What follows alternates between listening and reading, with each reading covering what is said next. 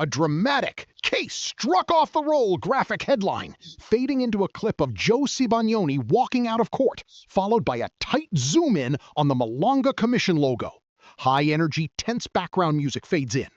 Today at Lagotla News, we will tell you the truth behind all this. A high-profile criminal case completely collapses because the state prosecutor vanishes into thin air. A taxi boss walks out of court a free man, and a serving police officer is caught on record sending tactical intelligence to suspects in the dead of night. This isn't a movie plot. This is exactly what is unfolding right now in South Africa's justice system. On May 18th, the criminal case against taxi boss Joe Cibagnoni was abruptly thrown out in Kwaggafontein because the state prosecutor simply didn't show up. The NPA claims they are shocked and disappointed.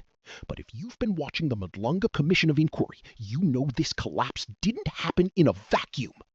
To understand how deep this rot goes, we have to look back at the explosive testimony from day 79 of the commission. What was exposed under oath explains exactly why the state's case just fell apart. And it all centers around a text message sent at 2:14 in the morning. So when I asked you about it, this screenshot last time, firstly you explained that this wasn't the late Deputy President who was involved in these chats, it was his nephew. You recall that? Yes. And you said it was his nephew Sipiwe, and I said, was that Sipiwe Mabuza? And you said yes, but in fact we've now established that it's actually Sipiwe Mashile. Is that correct? That Sipiwe's surname is Mashile, not Mabuza. I don't know that, but I assume it was pure Mabuza. I know that it was pure Mabuza, according to him. Well, we can, if you don't know, then no, I won't deny it. You won't deny it. Yes. Then Jerry Kazi. We zoomed into the screen, the profile picture of Jerry Kazi, and I knew I'd seen that face somewhere before. Can we just display it? Because I think you'll recognize it if we zoom in.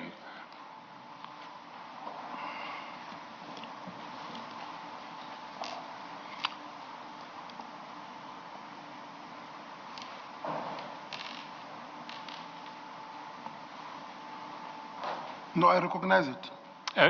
Who is Jerry Kazi?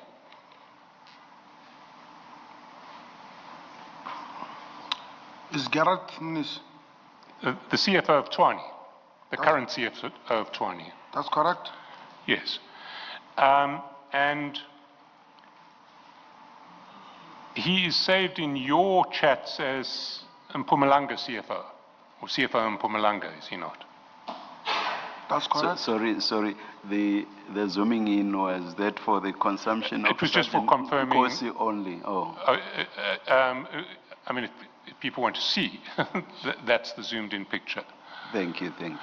But Sergeant has confirmed that it is in fact Mr. Mnisi. Thank you. If we hold that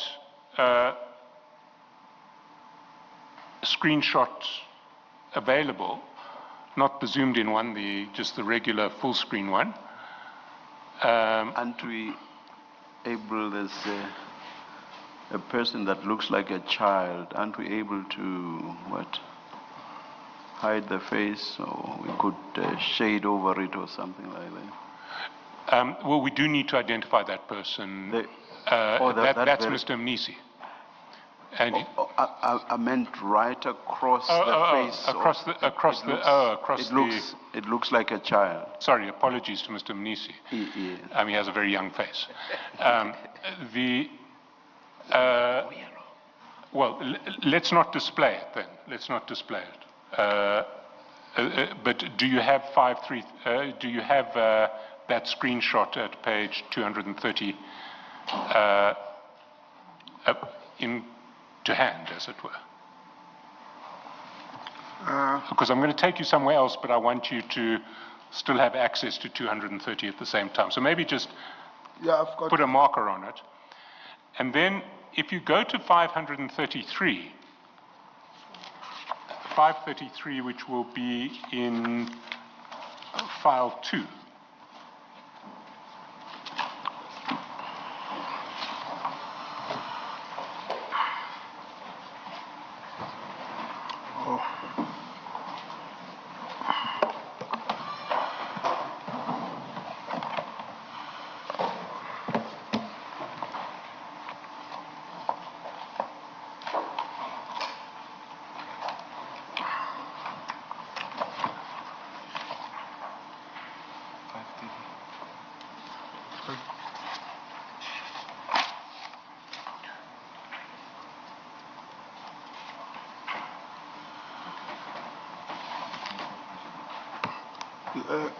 What page is that?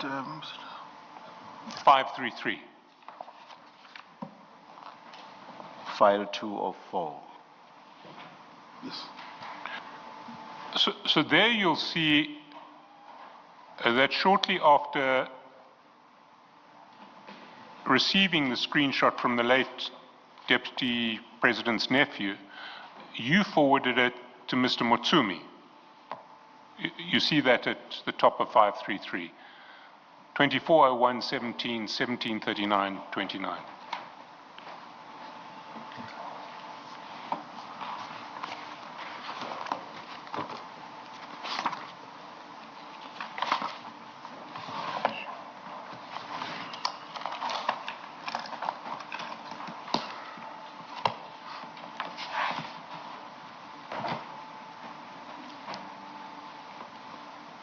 I see that. Now, if we go back to the screenshot, let's look at what it was that you were forwarding to Mr. Motsumi. So we have a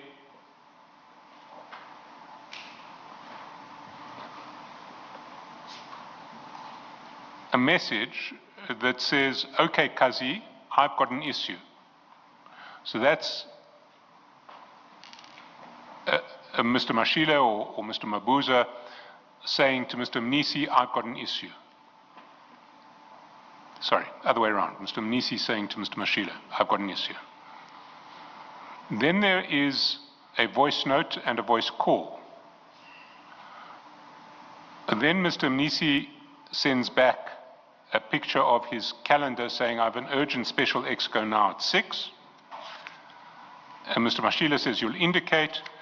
And then Mr. Mnisi says, let's meet 007 tonight. After my meeting, it's urgent. And then there's a fist to confirm assent from Mr. Mashile. Why would you send this screenshot involving an exchange between Mr. Mnisi and Mr. Mashile, or person who you knew as Mr. Mabuza, concerning a meeting with you? Why would you send that to Mr. Motsumi? What was Mr. Motsumi's interest in that meeting? Mr. Motsumi had no interest in this meeting. The reason that I've sent to Mr. Motsumi, if I can recall better, it was I was supposed to go and meet him. So I'm sending this message that I'm caught up in a way. I have to attend this one. So this is just a message to Mr. Motsumi to apologize for standing him up, as it were. Because yes, I confirm that. And do you recall why Mr. Mnisi wanted to meet you and Mr. Mashile in January 2024? Yes, I recall. And what was that about? It was a peace meeting where I was supposed to coordinate between Mr. Mnisi and Mr. Lekukela. Sorry, Mr. Is the second name, Mr. Mokopela? Lekukela. Lekukela. Yes. Mpho Lekukela. That's correct. In relation to what? When Mr. Mnisi started to work at Tshwane, Mr. Lekukela was already there. So they were not getting along. So it happens that Mr. Lekukela, I grew up with him in Soshanguve, and I know Mr. Gareth Mnisi, and I had to intervene in their conflict. And were you able to make peace between them? Yes, at that time, yes.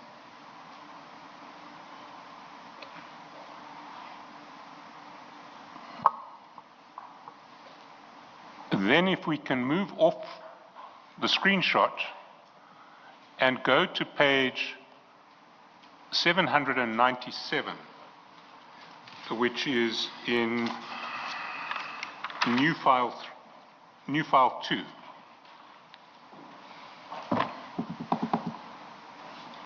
it in new file 2? No, sorry, old file 2. 797. It should be the same file then, if it's 2 or 4. 2 or 4, same file. Yes. Same file that you were in, page 797.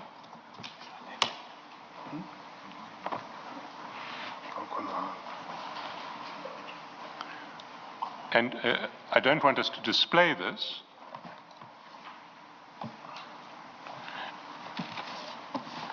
but what we see at page 797, do you have it? I'm still opening it.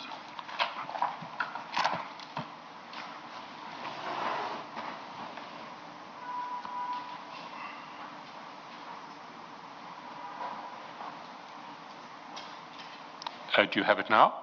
Yes, I have it. What we see at page 797 is a photograph that was on your phone, and it's a photograph of a picture on another phone, and the picture on the other phone looks like an extract from a SAPS record, some sort of personnel record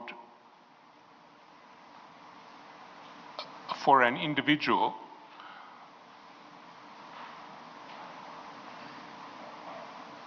who is employed by SAPS, and I don't want us to mention that person's name. But I do want to know how you came to get this photograph.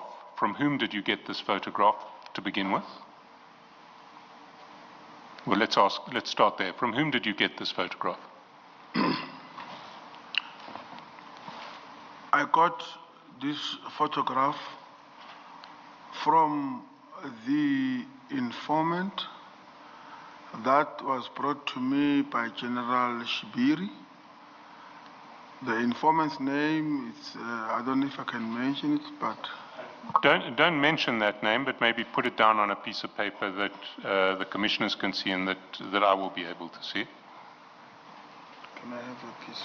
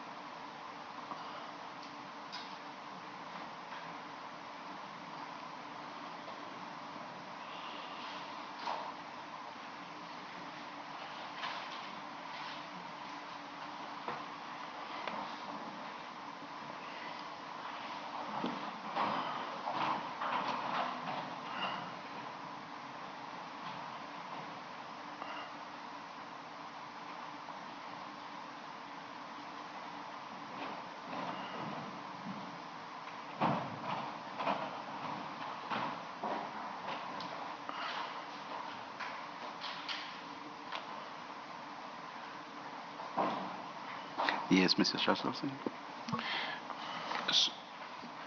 When did this informant bring you that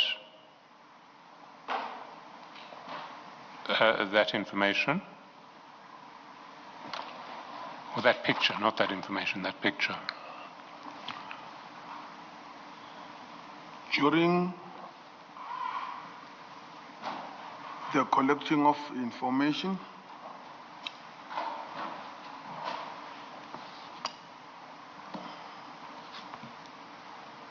yes, but when? When are we talking about? When did this happen?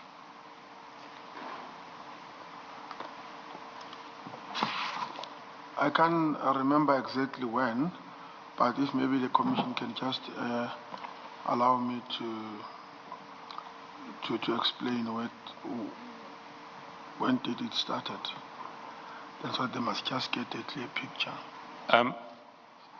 Certainly, if you can't give me an exact or even an approximate date now, maybe explain the context or what you wanted to say, and then we can ask further. But be careful not to mention the name on that picture. Or the name of the informant? Yes. Not my informant, General Shibiri's informant.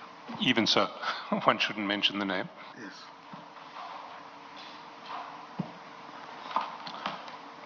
Okay, Commissioners, I was seated in my office when I received a call from General Shibiri telling me to come to his office. On my arrival to his office. Just, do you mind speaking up? There's a complaint that you cannot be heard, so. Please just pull them closer to you.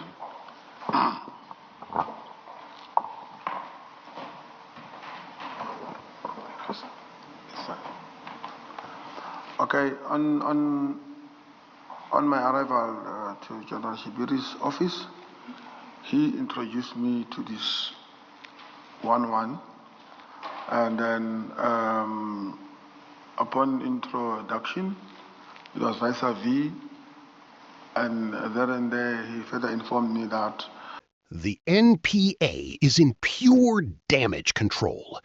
The spokesperson states that the head of the NPA was shocked and disappointed by the prosecutor's disappearance. He promises that the Director of Public Prosecutions in Mpumalanga is calling an emergency meeting, pulling the court records, and insisting that the case can simply be re-enrolled. But they don't explain why a prosecutor who was formally warned by the magistrate on Friday still chose to skip court on Monday.